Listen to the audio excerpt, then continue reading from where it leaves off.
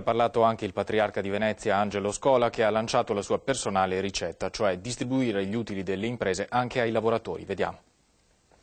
Un salario più equo, un salario che permetta al lavoratore di ritrovare la sua dignità, un salario che cresca se l'azienda cresce. È questo l'appello del patriarca di Venezia Angelo Scola in visita pastorale alla sede della provincia veneziana Ca' Corner. Sono convinto che i lavoratori debbano prendere parte agli utili prodotti dall'impresa, potrebbe essere la via perché i salari raggiungono quel livello minimo degno che oggi non possiedono più.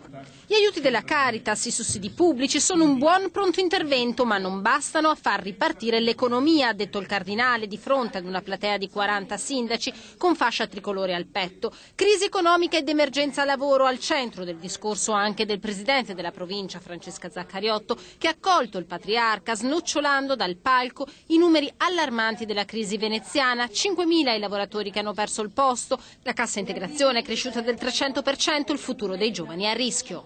Porto Marghera è ciò che preoccupa maggiormente. Ma Porto Marghera, ma credo anche tutta la realtà, perché anche il Veneto orientale ha dei dati che sono particolarmente allarmanti.